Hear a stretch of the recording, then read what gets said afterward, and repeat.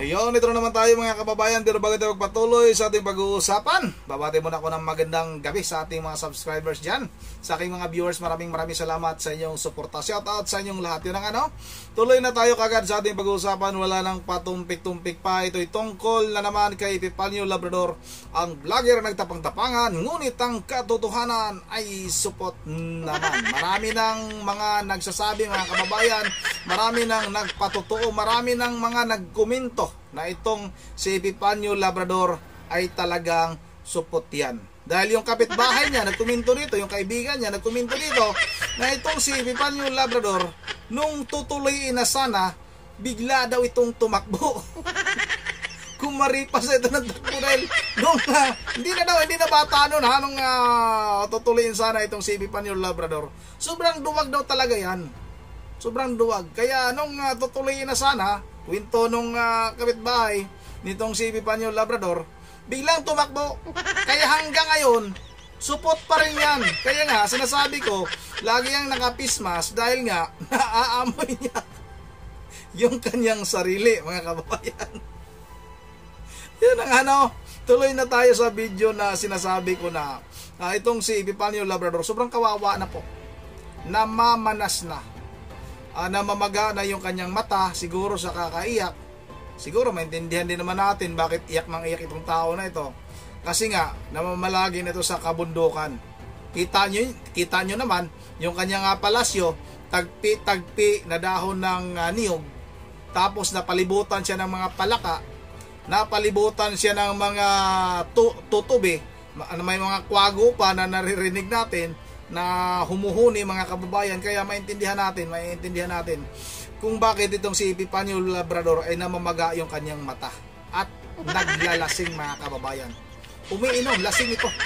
Sa palagay ko lang lasing ito habang ginagawa niya itong video na ito. Siguro nga nag-iiyak. Habang nakikiusap sa kanya mga uto-utong subscriber, makiisa na sa kanya. Na labanan ang pamunuan ng Iglesia ni Cristo at itong KOJC. Sino ka ba para sundin ka? Ni ikaw nga mismo, sino bang susunod sa'yo? Kung ikaw nga nagtatago ka, kahit ako ba naman, may leader ako. Imbis na sasama ako, nakita ko, na sobrang duwag pala yung tao na yan kasi nga lagi nakapismas at nasa gitna ng kabundukan. Sobrang dilim ng kanyang kinaroroonan. Sasama pa ba ako sa'yo? Yung leader namin sobrang duwag. Paano ako sasama? Sasamahan niyo ba ito? Pagtanggal ka lang ng pismas, hindi nga magawa. Tapos ngayon mananawagan na magkaisa. Ang kapal, saan ka ba kumukuha? Saan ka ba humugot ng kapal ng muka? Epifanio Labrador sa totoong buhay Richard Palacio. Dahil nga lasing ka, kaya pala siguro mga kababayan, kung makapagmura ito kahit ano na lang ang sinasabi. Kung ano na lang yung lumalabas sa kanyang bunga. Kasi nga, dito natin napatunayan na itong si Epifanio Labrador ay nagsasalita ito na lasing. Tingnan nyo yung kanyang itsura, yung kanyang mata. Hindi normal mga kababayan. At saka yung kanyang mukha namanas na talaga. At kahit sobrang dilim, yung kanyang kinaroroonan, makikita mo na talagang yung kanyang mata ay namumula. Parang nanlilisik mga kababayan. Ito nga yung lagi niyang sinasabi na diablo. Siguro pinasukan na siya ng diablo sa kakainom niya. Yung diablo ay pumasok na sa kanyang pagkatao. Kaya inaamon ko tong tao na ito. Bibinditahan ko ito. Bindita lang katapat nito at saka rosaryo Talagang may masmasan ito. Ito na mga kababayan huwag na natin itong patagalin. At ilagay ko lang yung picture dyan sa harapan medyo laki-lakihan ko lang siguro para makita ninyo yung talagang yung mata mga kababayan na nanlilisik at talagang lasing. Halata naman sa kanyang pananalita. Ito na, sabay-sabay natin itong panoorin. Ngayon, ano po ang ating gagawin? Magkaisa po tayo sapagkat may isa pong reliyon na pinagkakapirahan at ginagamit ng mga taong gustong magkaroon ng kapangyarihan para lamang gamitin na pangdepensa o para gamitin nang sa ganon ay hindi siya makapanagot sa kanyang mga kasalanan. Kaya tingnan nyo, sa totoo lang, yung mga membro ng Iglesia ni Manalo na judge, may mga judge yan mga membro eh. Alam nyo kung bakit hindi nakakasuhan si Sara Duterte? Hanggang ngayon, pati si Rodrigo Roa Duterte. Meron din ako natuklasan na mga membro pala ng Iglesia ni Manalo. Yung karamihan o yung ibang mga judge na kung saan nauutusan ni Manalo na, huwag kayong kikilos, huwag kayong ganyan. Biro nyo, judge, attorney, mga pulis, mga ano, kayang kontrolin ng Iglesia ni Manalo. Dahil yung nakatalaga, membro nila sa kanilang malakultong reliyon. Yan ang nakakalungkot. Yan ang nakakalungkot. Dahil kontrolado ang bansang ito ng isang reliyon na kung saan yung ibang karamihan sa mga membro nito ay nasa matataas na posisyon. Nakakalungkot mga kababayan. So ngayon, kung sakaling manalo man si Kibuloy dahil sa tulong ng Iglesia ni Manalo, masasabi ko na talaga na wala nang iba pang reliyon na hihigit sa Iglesia ni Manalo na malakulto at malamapya ang galawan, kundi eto na. Wala nang hihigit. At maaring lumaganap ito sa buong mundo na kung saan tayo ay kukontrolin ng isang malamapyang reliyon. Ngayon, mga kababayan ko, nasa sa inyo.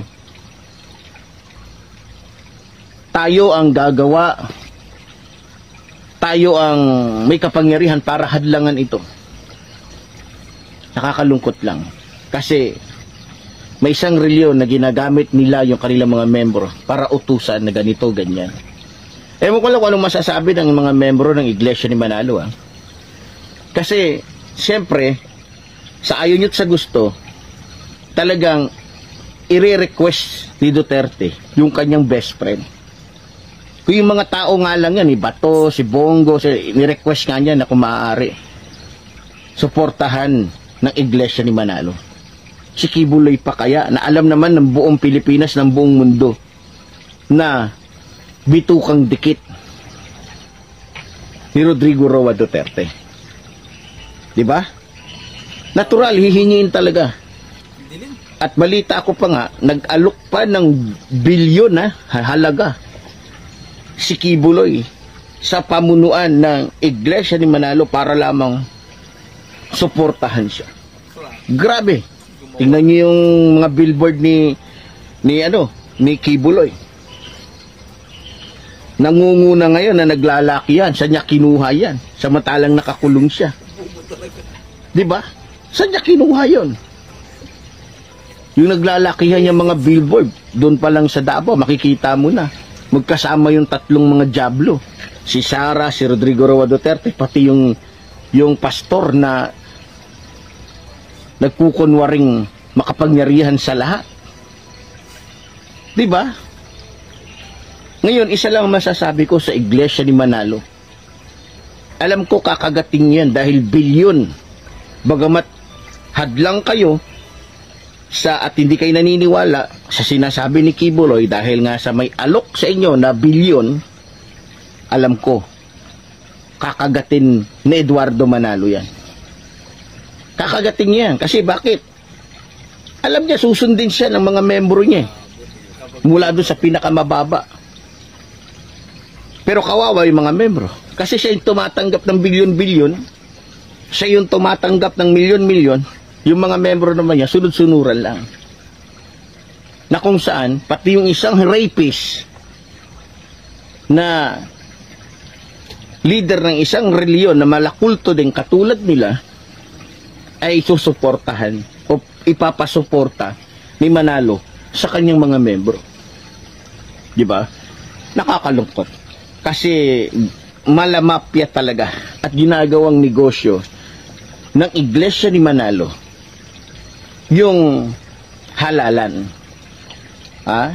Ginagawa niyang negosyo yung kanyang reliyon sa mga politikong sakim sa pera at kapangyarihan at sa mga taong gustong lumusot sa kanilang mga kasalanan gamit yung kanilang pera. Diba? So magagalit na naman kayo dahil nabuking ko na naman kayo.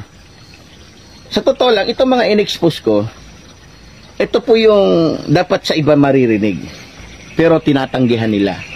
Dahil natatakot nga sila sa Iglesia ni Manalo na malakulto, na malamapya, na pumapatay ng mga taong walang awa nilang pinapapatay. Pero dahil alang-alang sa mga Pilipino, alang-alang sa bansa ko, alang-alang sa katotohanan, hinahayag ko ito ng walang takot.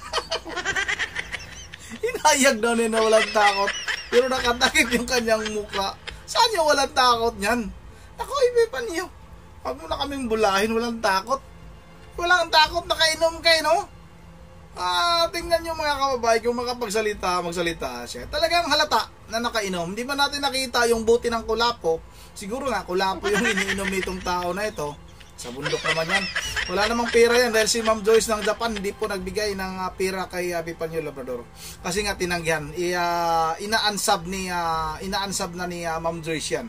Dahil nga, nakita niya na humihingi ng pera. Bihira po yung mga ganong vlogger, ha. Siguro sa mga nakilala ko, mga kaibigan kong vlogger, ito na yung pinaka matindi, ito na yung pinaka makapalang mukha itong si Epifanio Labrador sa totoong buhay Richard Palacio. Ganun pala talaga yung kanyang estilo, yung kanyang modus. Manghuhot-hot, manghihingi sa kanyang mga subscriber. At yung sinasabi niya nagpapabayad, ito siya yung nagpapabayad. At yung sinabi naman niya na mamamatay tao, siya yung mamamatay tao. Sinabi niyang rapist, nabanggit na rin niya na may kaso siya na nanggasa daw ng 16 years old. Yun din yung sinabi niya. Tapos ibinibintang niya sa iba. Yung kanyang mga dumi na ginawa, gusto niyang itapon sa iba. Hindi pa pwedeng gawin yun, Epifanio. At tingnan mo yung itsura mo nga, namanas ka na. Wala na, talagang siguro nga, sa kakasabi mo, na itong si Pangulong Duterte, bulati na lang yung hindi nakakapirma, baka ikaw, isang palaka na lang, yung kulang sa'yo, para ikaw ay tuluyan na talagang huminto. Huminto na ng tuluyan, huminto na yung hininga. Kasi nga, parang sa tingin ko talaga nahihirapan yung tao na yan. Nahihirapan na sa kanyang kalagayan na maghanap po yung kanyang mata. Tapos pag nagsalita siya, nakaganon-ganon na yung mata niya sa taas. Para talaga ang laki na ng kanyang problema. Siguro nga pasan-pasanan niya mga kababayan yung kanyang talagang pagsisisi. Kaso nga lang may naguutos nito, mayroong nasa likod nito. Baka nga totoo yung nasabi natin sa unang vlog natin na ito yung may kagawan sa pagkawala ni Kaper Silapi. Dahil siya na rin yung unang nagbanggit. Hindi naman sana natin babanggitin yan. Kinukontra lang natin yung kanyang sinasabi. Dahil yung pagbibintang niya sa mga tao na wala namang kinalaman, wala namang ebidensya, ibabalik natin sa kanya. Di ba mga kababayan? Talagang galit na po yung minsan kausapin ko yung kamag-anak ko na Iglesia ni Cristo. Kausapin ko minsan kasi may kamag-anak rin ako na Iglesia ni Cristo. Bago ko lang din nalaman, nakasama pala nung pumunta sila ng Cebu, kasama pala siya nung nagkaroon nga ng National Rally for Peace. Kasama pala, minsan kakausapin ko kung ano ba, kausapin ko yung kung ano ba yung saloobin niya sa taong ito. Baka nabalitaan na rin niya itong si Epifanio Labrador, yung mga ikinakalat o ipinapakalat na mga fake news, mga paninira sa pamunuan ng Iglesia ni Cristo. Yun na nga, no? Hanggang dito lang muna. Bago tayo magtatapos ay magsi-shoutout muna tayo. Ito, lasing talaga. Talaga namang kawawa na si Epifanio Labrador. Sa mga kamag-anak pala ng taong ito, pakita ko lang. Sana lumaki-lakihan ko lang, ha. Yan, ha. Sa mga nakakilala, sa mga kamag-anak ni Epifanio Labrador, sana po, no? Pakitawag nito. Ligpit na lang ninyo. Kung halimbawa talaga matagpuan nyo na lang ito, nawala na po. Kawawa naman. Yun ang ano. Shout out na nga lang muna ako. Magkakasala ba ako? Shout out na lang ako. Kaya so magkakasala pa ako, no? Baka ako pa yung sisihin ng kamag-anak. Baka sabihin nila na, bakit mo sinabing ganun tuloy? Nagkatotoo tuloy sinabi mo na iligpit na lang. Shout out kay dito tayo sa may bandang baba, ha? Shout out kay Idisa Borby. Muslim ako pero nasasaktan ako lalo na ang ginawa nila sa QOGC. Ito, Muslim to si Mama Idisa Borby, ha. Ang tagal ko ng subscriber ang tagal ko ng ini-insubscribe yan. Ini-insubscribe yan. Baka mabuang din ako. Yun ang ano, maraming salamat sa iyo, Ma'am Elisa. At shoutout na rin kay Romeo Robles, ha. Shoutout dito sa may bandang baba, ha. Shoutout kay kay sino ba to? Kay dito tayo sa may bandang baba kasi nabasa ko na yung iba. Dito kay Robert Bernis, balatan mo, idol. Pahingin ko chilo ako ng babalat. Shoutout na rin kay Rosa, grabe ka panyong. Shoutout kay Jerry Basit, hirap talaga kung bangag na labandera magsalita. Hoy, Richard Palacio, gamunggo na lang ang kalayaan mo. Shoutout na rin kay Aida Pagyo, ito, ha. Support ka Labrador. Yan ang alam ni tawag nito ni Id. Shoutout na rin kay Ma'am Joyce ng Japan, si Ronnie TV mo. Good evening po. Kakauwi lang from work. Super ulan na ang snow, mahirap nang magmaniho pag umulan ng snow, hindi makita sa harap. Certainly, Diyos ko, talagang wala ng kaluluwa ang tao na yan. Kung dito lang yan sa Japan, yan si Ipi, sasagasaan ko yan. Walang respeto sa taong bayan. Nagmana siya sa mga sinasamba na si Marcos Jr. adik. Totoo lang yan, totoo talaga yan, Ma'am Joyce. Pasalamat ka, ipipanyo ka, wala ka sa Japan. Sagasaan ka talaga ni Ma'am Joyce. Hirap na hirap siya mag-drive ngayon kasi nag-yelo pala doon sa bansang Japan. Pag uwi mo na lang, Ma'am Joyce, pakisagasaan sa taong ito para manahimik na ng tuluyan. Shout out na rin, ha, kay Marbilos. Halatang scripted ang mga sinasabi, scripted daw yung sinasabi. Shout out na rin, ha, kay Delpin Lagwita, ha. Tama ka, idol. Ipilaban lang, kasamaan hindi mananalo sa kabutihan. Kabutihan, saan kabutihan ang pinapakita ni Ipi Palio Delpin? Aba, naulol ka pa din ni Ipi, kitid talaga ng utak mo, sabi ni Nimro Rahil. Shout out rin, ha, kay Randy Dilapinya. Tama na walang mag-comment sa kanya. Baka madamay pa sa parusan ng Diyos. Tama talaga. Shout out rin, ha, kay Rolly Hiko. Lamo lala. Ito na yung tao yan. Di na daw natin gagawa ng reaksyon si Ipipanyo dahil pinapasikat daw natin. Utot mo, tao ka ni Ipipanyo. Subscriber ka, wag mo akong lukuhin para hindi ko na siya bibirahin. Matagal lang matapos yan si Ipipanyo ayon kay Rod Rodriguez. Yun ang hang dito. Sila Ma'am Joyce pa, Ma'am Bergie Berhel, di sa Pulilan Bakan. Shout out, ha. Shout out din sa inyong lahat dyan sa Bulacan, At shout out na rin kay Idok. Idok, no? Si Idok. Ano ba bildo na Idok?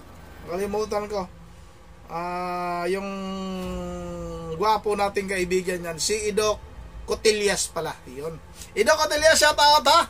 Yung gwapo nating kaibigan dyan sa Kalanggaman. Shout out sa inyo dyan. At sa mga tropa mo dyan. Kay Edwin at saka kay Gina Ondo pala. Yun ang hanggang dito lang muna once again. This is Rondy TV mo. Ingat tayong lahat. God bless bawat isa sa atin.